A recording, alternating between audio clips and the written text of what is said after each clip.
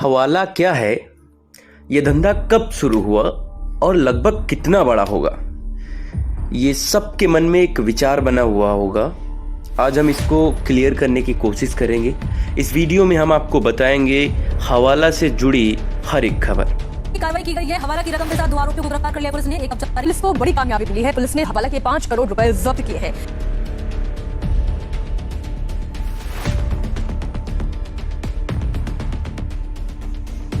रुपए को दुनिया के एक हिस्से से दूसरी जगह ट्रांसफर करना, और वो भी बगैर उसे हिलाए हुए। इसके लिए ना तो बैंक की जरूरत है, ना ही करेंसी एक्सचेंज की, ना तो कोई फॉर्म भरना है और ना ही फीस देनी पड़ती है। होगा तो एक वो जो रुपए भेजेगा, दूसरा वो जिसके पास रुपए आएंगे, और बीच में कम से कम 2 मध्यस्थ। ये हवाला कारोबार है जो पारंपरिक बैंकिंग सिस्टम आने से पहले शुरू हुआ था और अपने इस्तेमाल करने में आसानी और संलिप्त लोगों को मिलने वाले कई फायदे की वजह से सदियों से चल रहा है। इसके जरिए दुनिया भर में लाखों डॉलर इधर से उधर किए जा सकते हैं, यह जाने बगैर कि राशि कितनी है और इसे नियंत्रित कौन कर रहा है। रुपए को दुनिया की एक जगह से दूसरे पर गैर कानूनी रूप से हस्तांतरण का नाम ही हवाला है, और इसमें सबसे अहम भूमिका एजेंट या बिचौलिए या जिसे मध्यस्थ कहते हैं उसकी होती है। क्योंकि ये बिचौलिए शायद ही कभी किसी लेन देन का रिकॉर्ड छोड़ते हैं, तो ये वो हैं जो हवाला के जरिए रुपए कहां से निकलकर कहां पहुंच रहा है इसे पता लगाने में सबसे बड़ी बाधा होते हैं, और खुद को संभावित मनी लॉन्ड्रिंग, धन शोधन, नशीले पदार्थों की तस्करी, ड्रग ट्रैफिकिंग और चरमपंथी संगठनों के वित्त पोषण के लिए भी भाड़े पर दे सकते हैं। मैड्रिड के पोंटिफिसिया कोमिला यूनिवर्सिटी में इंटरनेशनल स्टडीज के प्रोफेसर अल्बर्टो प्रिग्रो मोरेनी ने बीबीसी में मुंडो को बताते हुए कहा कि हालांकि हवाला खुद इन गतिविधियों ने नहीं जुड़ा है, ये गलत उद्देश्यों की प्राप्ति के लिए इस्तेमाल किया जाने वाला एक साधन हो सकता है। वास्तव में ये फारस की खाड़ी, पूर्वी अफ्रीका, दक्षिणी अफ्रीका और दक्षिण पूर्व एशिया में फैला हुआ है। पारंपरिक और अनौपचारिक तरीके के रूप में परिभाषित किया गया है, जो किसी भी अन्य बैंकिंग सिस्टम के समांतर चलता है और अपने बिचौलियों की अहमियत और भरोसे पर आधारित है। उदाहरण के लिए मान लें कि न्यूयॉर्क से कोई व्यक्ति बिना कोई बैंक खाता खोले ही इस्लामाबाद में पैसे भेज सकता है। इसके लिए उसे स्थानीय बिचौलिए से संपर्क करके उसे डॉलर में राशि और वो पासवर्ड देनी होती है जिस पर पैसे भेजने वाला और उसे प्राप्त करने वाला दोनों सहमत होते हैं। यानी ये पासवर्ड अब उन दोनों के अलावा बिचौलियों को भी पता होती है। अब स्थानीय बिचौलिया पाकिस्तान की राजधानी में वहां के बिचौलिए से संपर्क करता है और उसे वो राशि और पासवर्ड बताता है। ये दूसरा बिचौलिया उतनी राशि का पाकिस्तान रुपया वह उस व्यक्ति को देता है जिसे पैसे डिलीवर किए जाने थे। वो ये सुनिश्चित करता है कि पैसा सही व्यक्ति तक पहुंचे। वो उससे पासवर्ड पूछता है।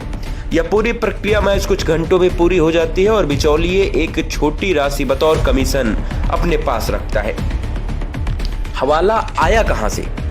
हवाला की शुरुआत दरअसल कब हुई और ये स्पष्ट नहीं है, लेकिन कुछ लोग इसे 8वीं शताब्दी से सिल्क रूट के तहत भारत से जोड़ते हैं। सिल्क रूट को प्राचीन चीनी सभ्यता के व्यापारिक मार्ग के रूप में जाना जाता है। 200 साल ईसा पूर्व से दूसरी शताब्दी के बीच हन राजवंश के शासनकाल में रेशम का व्यापार बढ़ा। पहले रेशम के कारवां चीनी साम्राज्य के उत्तरी छोर से पश्चिम की ओर जाते थे, लेकिन फिर मध्य एशिया के कबीलों से संपर्क हुआ और धीरे धीरे ये मार्ग चीन, मध्य एशिया, उत्तर भारत, आज के ईरान, इराक और सीरिया से होता हुआ रोम तक पहुंच गया। गौरतलब है कि इस मार्ग पर केवल रेशम का व्यापार नहीं होता था, बल्कि इससे जुड़े सभी लोग अपने अपने उत्पादों का व्यापार करते थे। लेकिन सिल्क रोड पर अक्सर चोरी और लूट होती थी, इसलिए भारतीय, अरब और मुस्लिम व्यापारियों ने अपने मुनाफे की रक्षा के लिए अलग अलग तरीके अपनाए।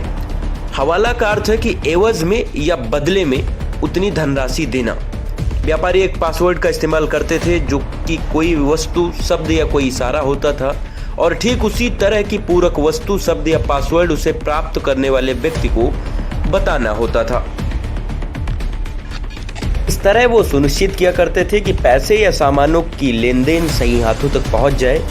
ये व्यवस्था कितनी पुरानी थी इसका अंदाजा इसी से लगाया जा सकता है कि भारत में पहला बैंक ऑफ हिंदुस्तान था, जिसकी स्थापना 18वीं शताब्दी में कोलकाता में हुई थी।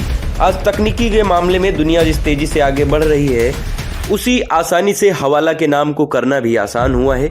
आज इंस्टेंट मैसेजिंग एप्लीकेशन के जरिए पासवर्ड की जगह कोड भेजे जाते हैं, लिहाजा बिचौलिए भी अपनी व्यावसायिक गतिविधियों के समांतर इसे भी बेहद आसानी से अंजाम दे सकते हैं। लेकिन ये लेन देन गुप्त तरीके से आखिर क्यों किया जाता है? प्रोफेसर अल्बर्टो प्रीग्रो मोरेनो कहते हैं कि ऐसा इसलिए होता है, कई बार ये घोषित पैसे नहीं होते हैं, यानी पूरी तरह से वैध नहीं होते हैं। कई बार यूजर टैक्स देने से बचता है। वहीं जब वो बतौर रिमिटेंस ये पैसा दूसरे देश में भेजता है तो वो ये सुनिश्चित करना चाहता है कि बतौर कमीशन बिचौलिया कम से कम पैसे रखे। ऐसा इसलिए होता है क्योंकि अगर कोई व्यक्ति अमेरिका से दूसरे देश में स्थित अपने परिवार को पारंपरिक तरीके से पैसे भेजना चाहता है तो इसके लिए उसे कई मांगों को पूरा करना पड़ता है। आप बैंकिंग सिस्टम का इस्तेमाल करते हैं तो आपके पास एक निश्चित राशि होनी चाहिए, आप खाता खोल सकें। इसके लिए आपके पास आपकी पहचान, वहाँ आपकी कानूनी स्थिति आदि जैसे कुछ दस्तावेज चाहिए होते हैं। अन्य मनी ट्रांसफर सेवाएं अंतर्राष्ट्रीय लेन देन के लिए आपसे 20% तक कमीशन ले सकती हैं। चाहे मामला कोई भी हो, यूजर को कई नियंत्रणों से गुजरना पड़ता है ताकि मनी लॉन्ड्रिंग जैसी गतिविधियों से बचा जा सके। इसके लिए उसका नेटवर्क अच्छा होना बेहद जरूरी है। जितना अधिक आपके पास कॉन्टैक्ट होगा उतना ही अच्छा आपका बिजनेस चलेगा। लिहाजा आप बहुत कम चार्ज करेंगे और ज्यादा से ज्यादा फायदा कमाएंगे। बिचौलिए इसी बेस पर काम करते हैं। इतना बड़ा है हवाला व्यापार, आइए इस पर चर्चा करते हैं। पारंपरिक हवाला व्यवस्था का सबसे बड़ा फायदा यह है कि पैसों की लेन देन कौन कर रहा है ये सरकार या अंतर्राष्ट्रीय संस्थानों की पकड़ से बाहर रहता है। ये तथ्य है कि लेन देन के बहुत कम या बिल्कुल ही कोई रिकॉर्ड का न होना इन पैसों की हेरफेर को पकड़ने में एक बाधा है। माना जाता है कि न्यूयॉर्क में हुए 9/11 के हमले में आतंकवादियों का वित्त पोषण भी इन्हीं गैर पारंपरिक तरीकों से किया गया था। न केवल अमेरिका बल्कि पूरी दुनिया में नए और सख्त नियमों के आने से कुछ हजार डॉलर की अंतर्राष्ट्रीय लेन देन और भी जटिल हो गई हैं। मार्टिन कहती हैं कि 9/11 के हमलों के बाद अमेरिका हवाला आतंकवादियों को वित्त पोषण का एक संभव जरिया मनाया जाता है। वे कहते हैं हवाला और अन्य गैर पारंपरिक तरीकों को कुछ वर्षों से मनी लॉन्ड्रिंग और राजनीतिक भ्रष्टाचार से लेकर मानव अंगों की तस्करी जैसे कई आपराधिक गतिविधियों से जोड़ा जाता रहा है।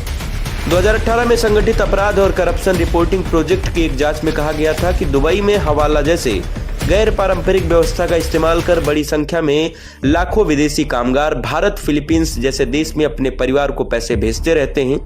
इसमें बताया गया था कि यह रकम 240 करोड़ रुपए से भी अधिक है।